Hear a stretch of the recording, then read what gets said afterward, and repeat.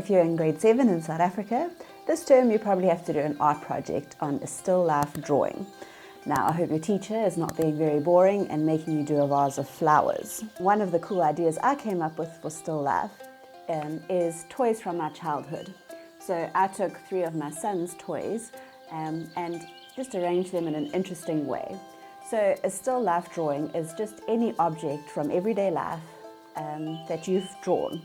And an interesting still life drawing will have more than one item in it. Now, for the first step of your project, you need to arrange these items that you've chosen and draw just an outline of your picture.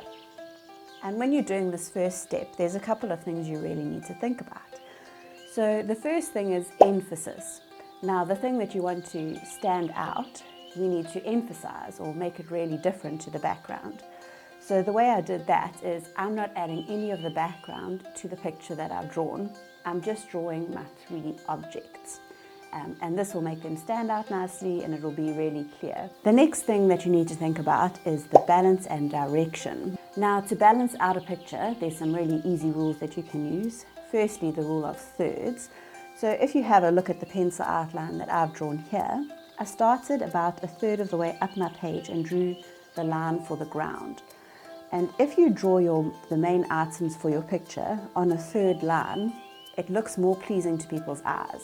So if you don't really understand how to arrange things to make them look nice, this is a really easy trick to use.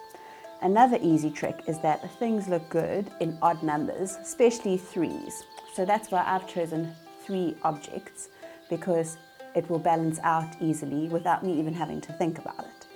You could also use 5 or 7 objects and it will work the same. It just looks more attractive than having 4 things or 6 things. And the last art element that you should think about while you're arranging your objects is the direction. Now that just simply means, have you put it in an interesting way? Now I had to work really hard to make this dinosaur balance on top of this ball because I thought it would look kind of cool. When you talk about direction in the picture, you don't want to just line up your 3 objects next to each other. Put them in an interesting way or in a swirling pattern, or maybe you could have a box or something in your picture as well. And some of your objects are higher and some of them are lower. So that's how you can add a little bit of direction to your picture. Now, once you've arranged it the way that you like it, we need to look at 2 art elements, and that is line and shape. So line is obviously the lines that we've drawn in a picture, and the shapes are the way that we're joining these lines together. So you can see I've used a circular shape to draw my ball. I've used rectangular shapes and circles to draw my car. This dinosaur, he's a little bit trickier, but his body is basically one big oval shape. He's got a triangular shaped head and his tail is a little bit of a skew triangle as well. So that's how you can use shape and line to help you draw the first step of your picture. So this is kind of like the plan of your picture. You've thought about how you're going to lay it out and you've drawn your objects on the page. Now the next step of your project is to add tones and textures. So my 3 objects that are here have very different textures, and if you can, try and pick 3 objects that are a little bit different. It will just make your picture look more interesting. So you can see this dinosaur, he's quite bumpy and rubbly, he's got lots of wrinkles in him. My ball is a little bit furry because it's a tennis ball. And the car's got a nice smooth texture, it's made out of metal. So those are 3 different textures that I have in my picture. And before you start shading in your picture, you need to think about the different textures. Okay, so for my ball that's a little bit furry, I'm going to do some scribbling textures. And maybe you want to make a note for yourself like I have here. For my dinosaur that's a little bit rough and wrinkly, I'm going to use some hard lines, some hatching and some cross hatching.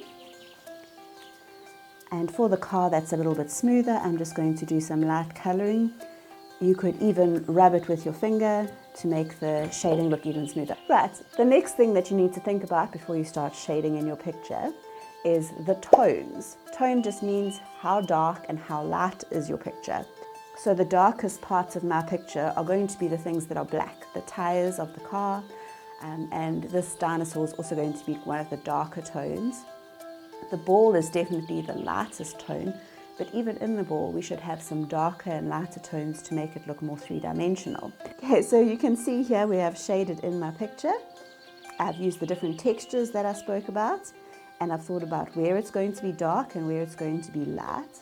My ball is in shadow on this left-hand side, so I've done a bit of dark hatching there and some lighter hatching as I moved on, or scribbling.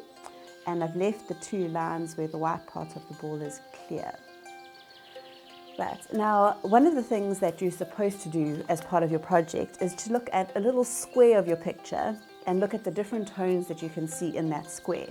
So I'm going to pick this spot here because it's got some really nice different tones. We've got the really dark tones of the dinosaur's foot. Then we've also got a dark tone of the circle that's on the tennis ball. And then we've got some lighter tones on the tennis ball, and then we've got white here, the line of the tennis ball and the background that we're just leaving plain white.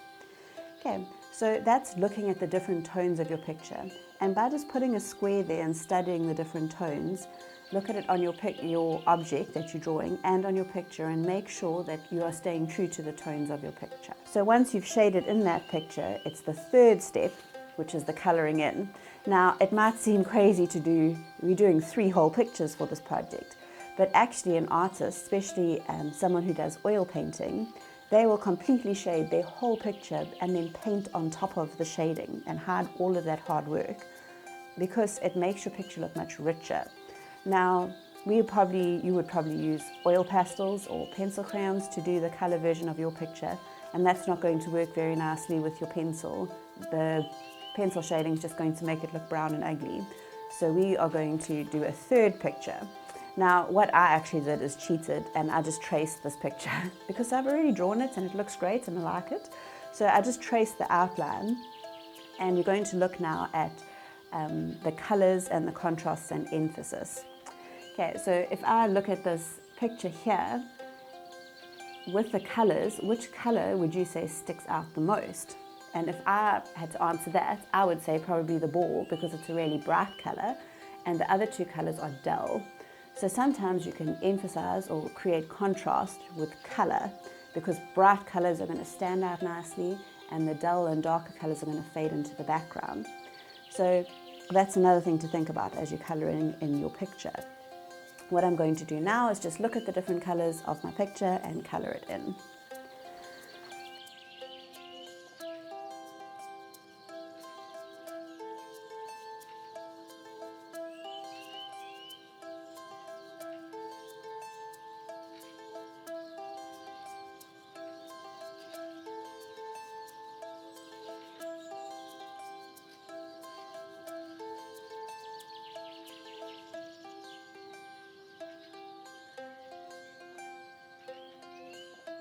So something to remember as you're colouring in, to do lots of light layers of colour. You're doing more than one colour on the ball, so we're building it up slowly. Another thing to remember as you colour in is the textures that you worked on in the last picture. So you need to include those textures in your colouring.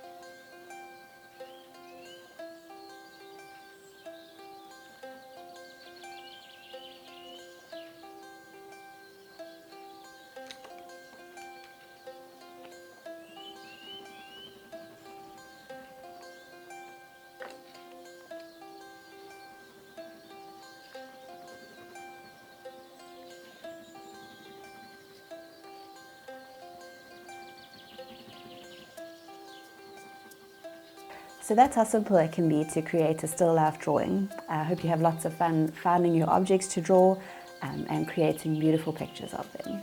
So I hope everyone's still life drawing is a little bit different, that you all found a toy from your childhood that means something special to you, and have fun creating a beautiful drawing. If you enjoyed this video and learned a lot, please hit the subscribe button. We put up new videos every week.